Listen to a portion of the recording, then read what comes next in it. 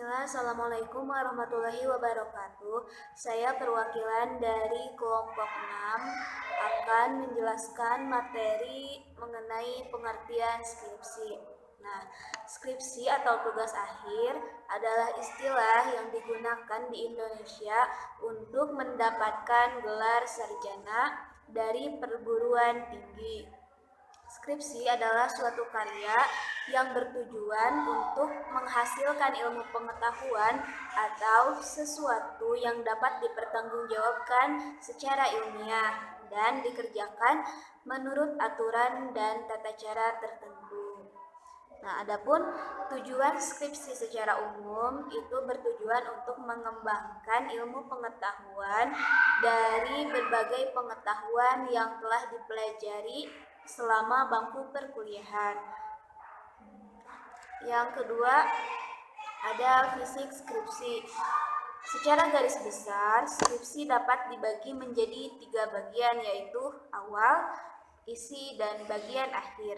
Yang pertama, bagian awal skripsi terdiri dari halaman judul, halaman pengesahan, halaman moto dan persembahan, sari, kata pengantar, daftar isi, daftar gambar, tabel, dan daftar lampiran. Nah, yang bagian kedua itu ada bagian isi. Bagian isi skripsi terdiri dari 5 bab, yaitu bab pertama yang berisi mengenai pendahuluan, yang dalam hal ini penulis menguraikan tentang latar belakang permasalahan, tujuan, manfaat penelitian, penegasan istilah, dan sistematika skripsi. Terus bab 2 itu adalah landasan teori, yaitu bab yang menguraikan tentang kajian pustaka baik dari buku-buku ilmiah maupun sumber-sumber lain yang mendukung penelitian. Bab ketiga yaitu metodologi penelitian, di mana di bab 3 ini menguraikan tentang objek penelitian, variabel, metode penelitian, metode pengumpulan data, dan metode analisis data.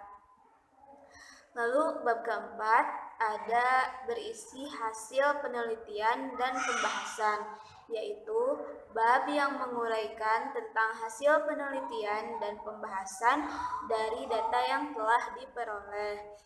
Kemudian bab kelima berisi simpulan dan saran, yaitu bab yang berisi simpulan, hasil, dan saran serta hasil penelitian.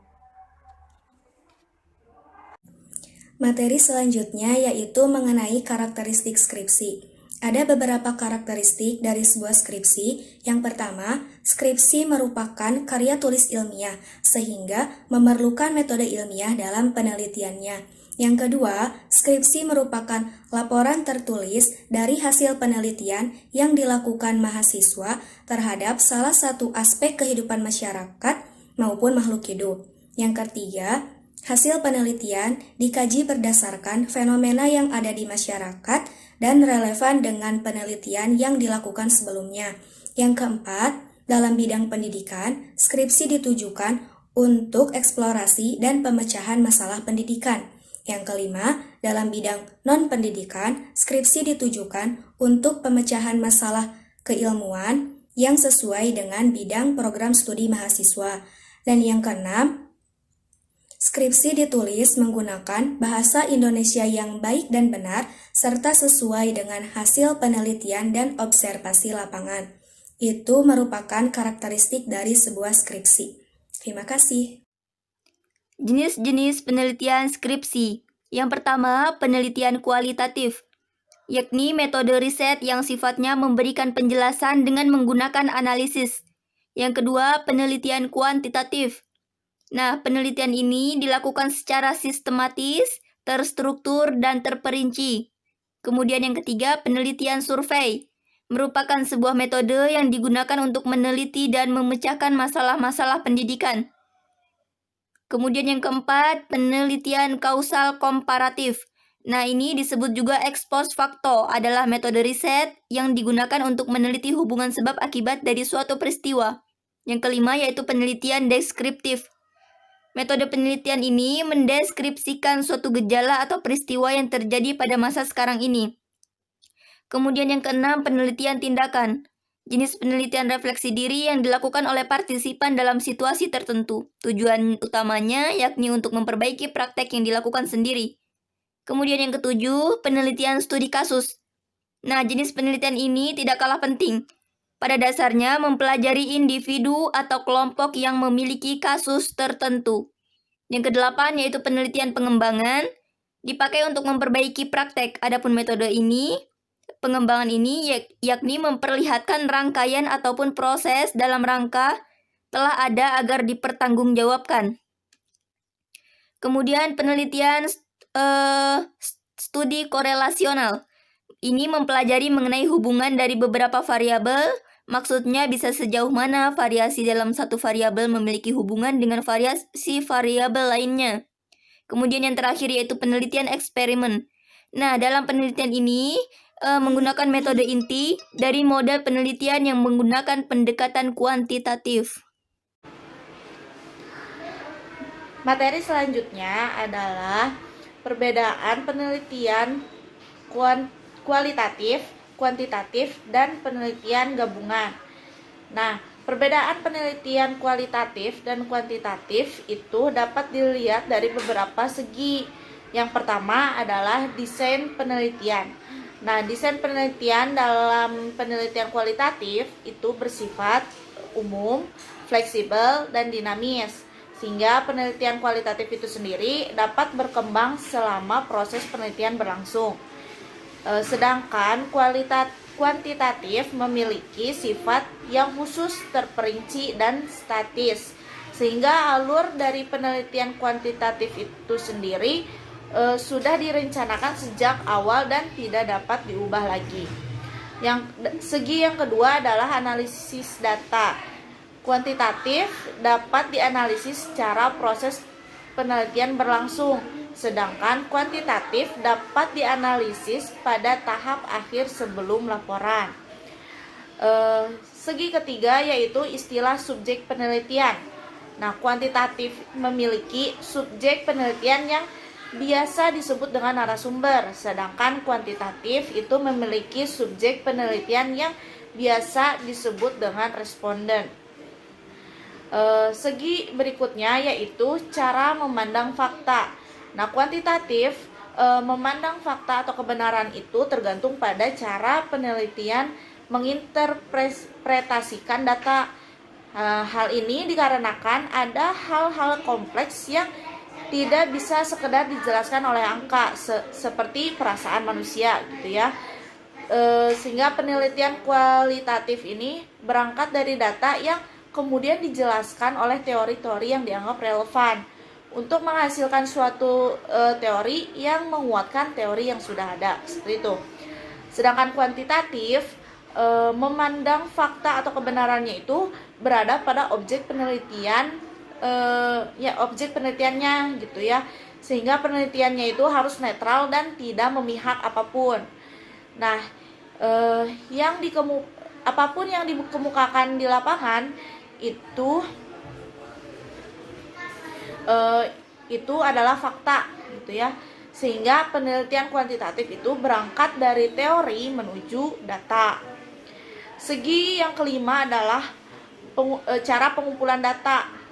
Nah, kuantitatif itu lebih terfokus pada sesuatu yang tidak dapat diukur oleh hitam putih kebenaran, sehingga pada penelitian kualitatif, peneliti itu harus mengorek data sedalam-dalamnya atas hal-hal apapun gitu.